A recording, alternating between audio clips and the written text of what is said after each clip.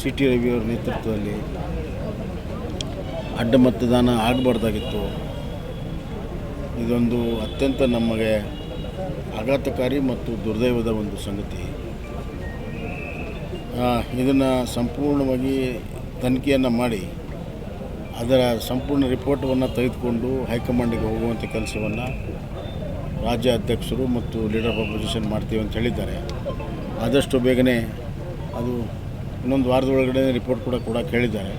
ಬಂದ ತಕ್ಷಣವೇ ಯಾರ್ಯಾರು ತಪ್ಪಿಸ್ತಿದ್ದಾರೆ ಗುರುತಿಸಿ ಅವ್ರ ಮೇಲೆ ಕ್ರಮ ತೆಗೆದುಕೊಳ್ಳುವಂಥ ಕೆಲಸ ಖಂಡಿತವಾಗಿ ಬಿಜೆಪಿ ಬಗ್ಗೆ ಬಿಜೆಪಿ ಶಾಸಕರಿಗೆ ವಿಶ್ವಾಸ ಉಳಿಸ್ಕೊಂಡಿಲ್ಲ, ಅವ್ರ ಬಗ್ಗೆ ನೋಡಿ ಅಡ್ಡ ಮತದಾನ ಮಾಡಿದ್ದಾರೆ. ಒಂದು ನಿಮಿಷ.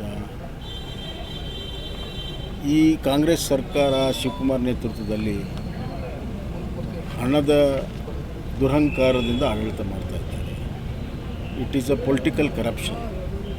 ಭಾಳ ದೊಡ್ಡ ಪ್ರಮಾಣದ ಹಣವನ್ನು ಖರ್ಚು ಮಾಡಿದ್ದಾರೆ, ಆಮಿಷವನ್ನು ಮಾಡಿದ್ದಾರೆ. ಆಮಿಷಕ್ಕೆ ನಮ್ಮ ಕೆಲವು ಶಾಸಕರು ಬಲಿಯಾಗಿರೋದು ನಿಜ, ನಾವು ಒಪ್ಕೊಳ್ತೀವಿ. ಆಗಬಾರ್ದಾಗಿತ್ತು.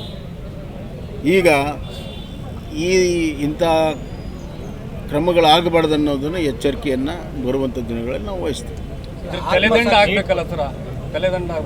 ಅದಕ್ಕಾಗಲೇ ಒಂದು ಸಮಿತಿ ಮಾಡಿದ್ದೇವೆ. ಅದು ಬಂದು ರಿಪೋರ್ಟ್ ಬಂದ ತಕ್ಷಣ ಕ್ರಮಗಳು ಪ್ರಾರಂಭ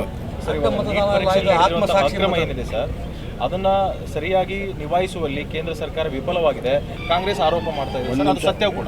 ಒಂದು ನಿಮಿಷ. ಅಂಕೆ ಸಂಖ್ಯೆಗಳು ಸುಮ್ಮನೆ ಬರಲ್ಲ, ಸಾಧನೆಯಿಂದ ಅಂಕೆ ಸಂಖ್ಯೆ ಬಂದಿದೆ. ನಮ್ಮ ಸಂಕಲ್ಪ ಸಾಧನೆಯಾಗಿ ಸಮರ್ಪಣಾ ಭಾವನೆಯಿಂದ ಕೆಲಸ ಮಾಡಿದ್ದಕ್ಕಾಗಿ ಅಂಕೆ ಸಂಖ್ಯೆ ಬಂದಿದೆ.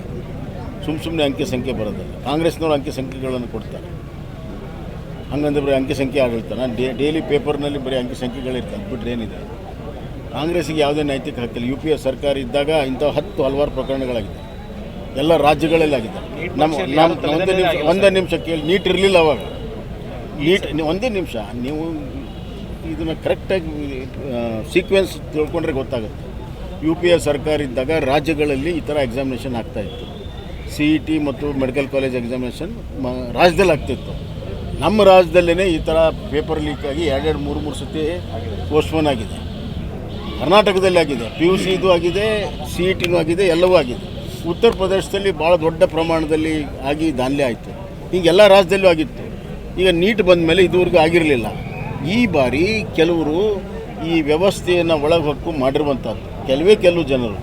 ಮತ್ತು ಈಗಿನ ಡಿಜಿಟಲ್ ಇದರಲ್ಲಿ ಭಾಳ ಬೇಗ ಅದು ಪ್ರಚಾರ ಆಗಿದೆ. ಅದಕ್ಕಾಗಿ ಸಂಪೂರ್ಣ ನಿಯಂತ್ರಣ ಮಾಡೋ ಸಲುವಾಗಿ ಕೆಲವು ಕ್ರಮಗಳನ್ನು ತೆಗೆದುಕೊಂಡಿದ್ದಾರೆ. ಬರುವಂಥ ದಿನಗಳಲ್ಲಿ ಅದು ಕಂಪ್ಲೀಟ್ ಫುಲ್ ಪ್ರೂಫ್ ಆಗೇ ಆಗುತ್ತೆ. ಇನ್ನು ಬಿಡೋದಿಲ್ಲ. ಆ ಕೆಲಸವನ್ನು ನಾವು ಮಾಡ್ತೀವಿ. ಅದಕ್ಕೆ ರಾಜಕಾರಣವನ್ನು ಬೆರೆಸುವಂಥದ್ದು ಸರಿಯಲ್ಲ. ಯುವಕರ ಭವಿಷ್ಯದಲ್ಲಿ ಅನಾನುಕೂಲತೆ ಆದಂಥ ಸಂದರ್ಭದಲ್ಲಿ ನಮ್ಮೆಲ್ಲರ ಕರ್ತವ್ಯ ಇದೆ, ಅದನ್ನು ಸರಿಪಡಿಸುವಂಥ. ಅದರಲ್ಲಿ ರಾಜಕಾರಣ ಮಾಡುವಂಥ ಅವಶ್ಯಕತೆ ಇದೆ. ಕೇಂದ್ರ ಶಿಕ್ಷಣ ಸಚಿವರು ರಾಜೀನಾಮೆ ಕೊಡಬೇಕು ಅಂತ ಭಾಳ ಒತ್ತಾಯ ಇದೆ. ಅಲ್ಲ, ಎಲ್ಲರೂ ಪ್ರಜಾಪ್ರಭುತ್ವದಲ್ಲಿ ಭಾಳಷ್ಟು ಒತ್ತಾಯ ಬರ್ತದೆ. ನಾವು ಕೂಡ ಭಾಳ ಜನ ಸಚಿವರು ರಾಜೀನಾಮೆ ಕೊಡಬೇಕು ಅಂತ ಕೇಳಿದ್ವಿ. ಅದೆಲ್ಲ ಇರ್ತದೆ. ಆದರೆ ಸಚಿವರು ಆಗಿ ಅವ್ರು ಏನು ಕೆಲಸವನ್ನು ಮಾಡಬೇಕು ಅವ್ರು ಮಾಡ್ತಾರೆ.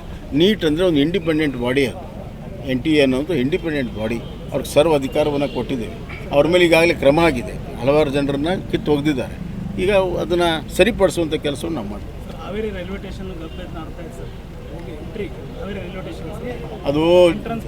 ಅದು ಎಂಟ್ರೆನ್ಸ್ ಪ್ರಾಬ್ಲಮ್ ಇದೆ, ಜಾಗ ಸಮಸ್ಯೆ ಇದೆ.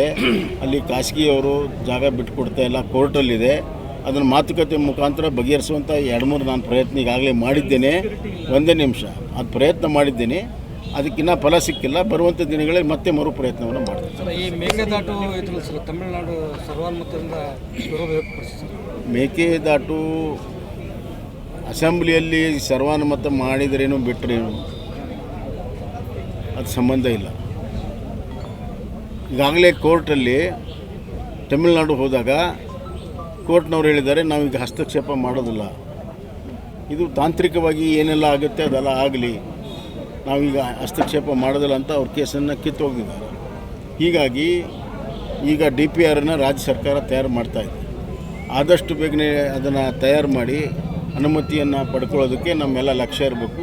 ನೀರಿನ ವಿಚಾರದಲ್ಲಿ, ಜಲ ನೆಲ ಜನರ ವಿಚಾರದಲ್ಲಿ ರಾಜ್ಯಕ್ಕೆ ಹಿತಾಸಕ್ತಿಯಿಂದ ನಾವೆಲ್ಲ ಒಂದಾಗಿದ್ದೇವೆ.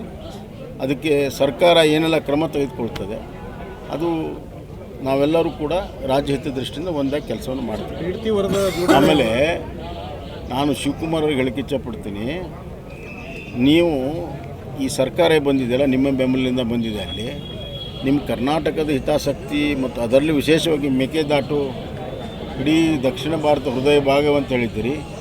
ಆ ಹೃದಯ ಭಾಗಕ್ಕೆ ಘಾಸಿಯಾಗುವಂಥ ಕೆಲಸವನ್ನು ತಮಿಳುನಾಡು ಮಾಡ್ತಾಯಿದ್ದಾರೆ. ನೀವು ನಿಮ್ಮ ಬೆಂಬಲವನ್ನು ಹಿಂತಕೊಡ್ರಿ, ಅವರಿಗೆ ಒಂದು ಬಿಗಿಯನ್ನು ಹಾಕಿ ಹಿಂತಕೊಡ್ರಿ. ಅವರು ಆ ರೆಸೊಲ್ಯೂಷನನ್ನು ಹಿಂತಕೊಳ್ಳಿಲ್ಲ ಅಂದರೆ ನೀವು ಬೆಂಬಲ ಹಿಂತಕೊಳ್ಳಿ. ಸರ್, ಬೀಡ್ತಿ ವರದ ಹೋರಾಟ ಬೇಡ್ತಿ ಹೊಡೆದ ಈಗ ರಾಜ್ಯ ಸರ್ಕಾರ DPR ಮಾಡ್ತಾಯಿದೆ. DPR ಮಾಡಿದ ತಕ್ಷಣವೇ ಅದನ್ನ ಕೈಗೆತ್ಕೊಳ್ಳೋದಕ್ಕೆ ಮತ್ತೆ ನಾವು ಹೋರಾಟವನ್ನು ಮಾಡ್ತೀವಿ. ಸರ್, ನಿಮ್ಮ ಗಮನಕ್ಕೆ